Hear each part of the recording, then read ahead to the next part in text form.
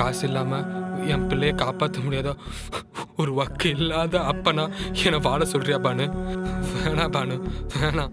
நான் வாழவே தகுதி இல்லாதவன் பானு. நான் இருந்து என்ன பிரயோஜனம்? அப்படிலாம் சொல்லாதீங்க. நம்ம எப்படியாவது பிள்ளைய காப்பாத்திடலாம். பானு, நீயே யோசிச்சு பாரு பானு. இதே ஹாஸ்பிட்டல்ல தான் நீ ப்ரெக்னெண்ட்டாக இருக்கிறப்ப ஸ்கேனுக்கு வந்தோம். டாக்டர் ஸ்கேனை பார்த்துட்டு இதுதான் ஹார்ட் பீட்டு பாருங்க, இதுதான் கை, இதான் காலுன்னு காமிக்கிறப்ப நம்ம எவ்வளோ சந்தோஷப்பட்டோம்.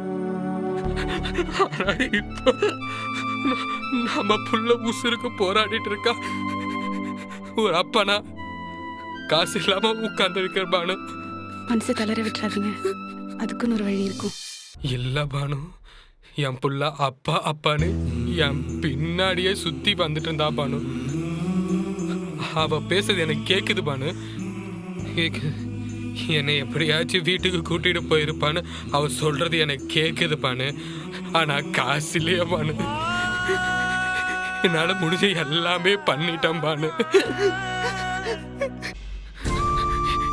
எனக்கு என்ன பண்றதுன்னு தெரியல பானு. ஆனா பண்ணுவோம் பானு, என் பிள்ளைக்காக என்ன வேணாலும் நான் பண்ணுவேன் பானு, நான் பண்ணுவேன். என்ன நீங்க என்ன ஒரு மாதிரி பேசுறீங்க? என்ன பண்ண போறீங்க? தப்பு ஏதாவது பண்ண போறீங்களா? பணத்தோட வரேன் பானு. நம்ம புள்ள உயிர்